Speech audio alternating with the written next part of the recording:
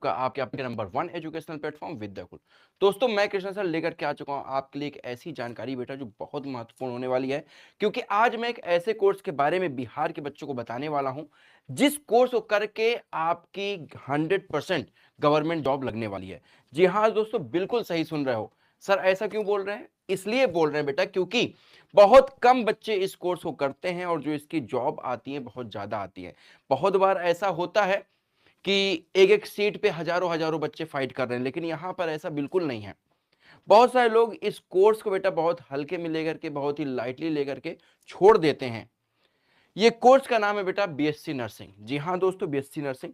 ये कोर्स कैसे आता है बेटा? बिहार बीसीईसी के द्वारा आता है। बीएससी नर्सिंग इस वीडियो के अंदर मैं पूरी जानकारी आपको देने वाला हूं। क्या सिलेबस होता है, क्या क्राइटेरिया होता है, क्या योग्यताएं होनी चाहिए आपके पास इस परीक्षा के एंट्रेंस फॉर्म को भरने के लिए, सारी जानकारी मैं आपको देने वाला हूं। तो शुरू करने से पहले बेटा सभी लोग बच्चे इस चैनल को तुरंत एक बार सब्सक्राइब कर लें, इस वीडियो को लाइक करते हैं, ज्यादा से ज्यादा शेयर कर दें, ताकि जो आने वाली क्लासेस हैं इस कोर्स को तैयार करवाने के लिए वो क्लासेस आपको बड़े आराम से मिल जाए।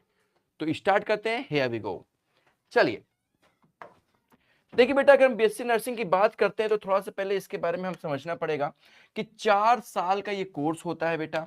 ठीक है, कितने 4 साल का? 4 साल का। अब 4 ईयर अगर कोर्स है ये, तो आप समझ सकते हैं कितना डीप में इसमें पढ़ाई की करवाई जाएगी और कितने डीप में आपको नॉलेज आएगा। और अगर डीप में नॉलेज आएगा बेटा तो सीधी सी बात है, आपके पास जॉब के लिए अवसर बहुत ज्यादा बढ़ जाएंगे, है ना?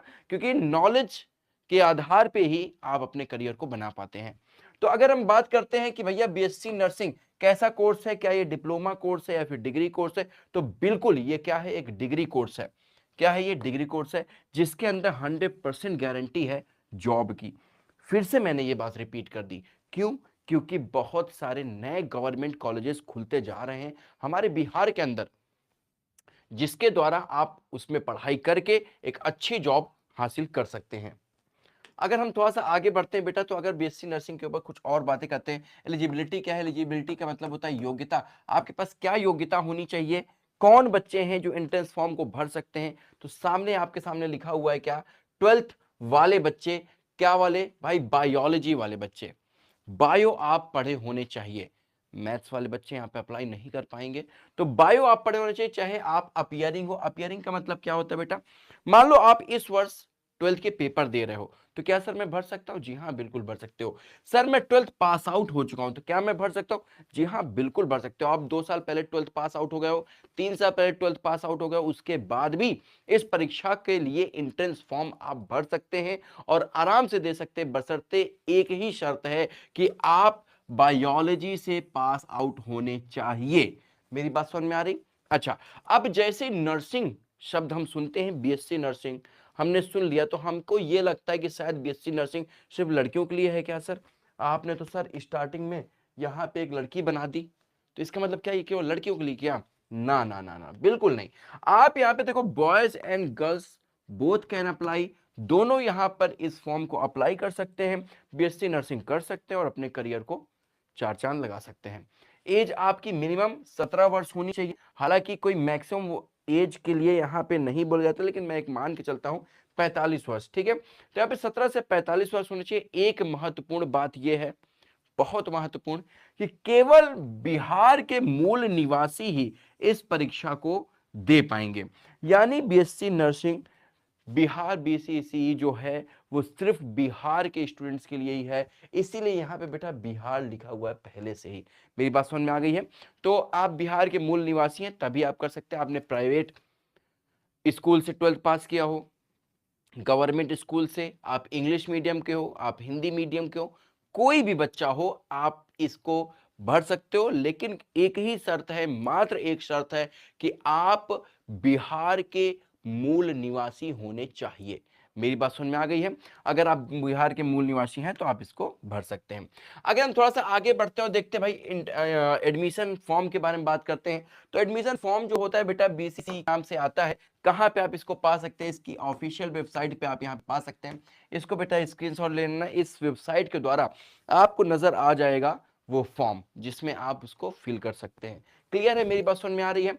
फॉर्म कब तक आते हैं सर? लगभग 25 मार्च से लगभग लगभग स्टार्ट हो जाते हैं और कब तक जाएंगे, लगभग हम मान के चलते हैं 15 अप्रैल के आसपास तक। यानी ये कह सकते हो आप ये कह सकते हो मार्च के लास्ट वीक के आसपास स्टार्ट हो जाएंगे फॉर्म, और अप्रैल के मिड तक वो फॉर्म भरने की आपके पास समय रहेगा, मौका रहेगा, लगभग लगभग 1 महीने का रहेगा, 20-25 दिन आप कह सकते हो। तो आराम से काफी ज्यादा समय है आपके पास, बड़े आराम से इस फॉर्म को आप भर सकते हो। मेरी बात समझ में आ रही है? थोड़ा सा अगर चलते हैं एंट्रेंस एग्जाम के बात करें तो लगभग जून मिड टू लास्ट जुलाई के आसपास, जुलाई हम यहाँ पे लिख देते हैं, जुलाई के आसपास एग्जाम पे एंट्रेंस के। और भाई साहब यानी जुलाई की स्टार्टिंग में ही कह सकते हो। और अगर हम काउंसलिंग की बात कर लें बेटा तो जुलाई में इसकी काउंसलिंग होती है। सर काउंसलिंग क्या होती है? 12th तक तो हमने कभी सुना ही नहीं काउंसलिंग क्या। देखो काउंसलिंग क्या होती है, जैसे मान लीजिए कई सारे बच्चे भरते हैं तो जो कॉलेज होते हैं ना, कॉलेज के लेवल्स होते हैं कि जो सबसे अच्छे नंबर प्राप्त किए उन बच्चों को ये कॉलेजेस मिलेंगे, उनके बाद वालों को ये मिलेंगे, जो थोड़ा उनसे कम पाए वो उनको ये मिलेंगे। तो आपने जो नंबर गेन कर रखे हैं कहां से, इस एंट्रेंस एग्जाम में, उसके हिसाब से आपकी काउंसलिंग होगी।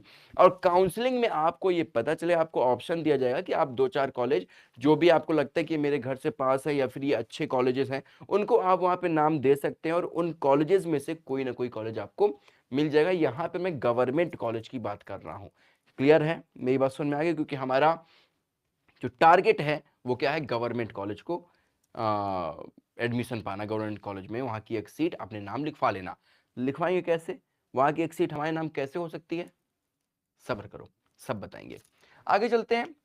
अगर आगे चलते भैया एग्जाम पैटर्न क्या होता है, देखो बीसीसी का जो एग्जाम पैटर्न है बेटा, वो हिंदी और इंग्लिश मीडियम दोनों बच्चे भर सकते हैं। जैसे मान लो कोई ऐसे बुक होगा, जैसे सॉरी बुक नहीं, जैसे एग्जाम पेपर होगा तो एक तरफ उसका इंग्लिश में लिखा होगा, एक तरफ हिंदी में लिखा होगा, पहले हिंदी होगा फिर इंग्लिश होगा, या इंग्लिश हिंदी होगा, कोई नहीं आप होती है। आप इंग्लिश मीडियम से हो तो आप फिल कर सकते हो, आपने हिंदी मीडियम पढ़ाई कर रखी है फिर भी आप इसको फिल कर सकते हो, कोई समस्या यहाँ पे नहीं है।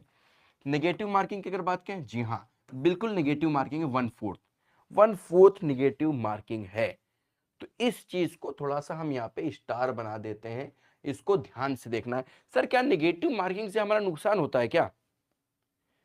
जो पढ़ने वाले बच्चे हैं बेटा उनका नुकसान नहीं होगा, अगर आपकी अच्छी तैयारी है तो आपका नुकसान नहीं हो सकता है। अच्छी तैयारी कहां से होगी, इसी चैनल से, इसलिए इस चैनल को सब्सक्राइब कर लो बेटा। ज्यादा ज्यादा बच्चों के पास इस वीडियो को शेयर कर दो ताकि उनको समझ में आ जाए कि यहाँ पर बिहार बीसीसी का तैयारी शुरू होने वाली है एंट्रेंस एग्जाम्स के लिए। मेरी बात समझ में आ गई है? ठीक है।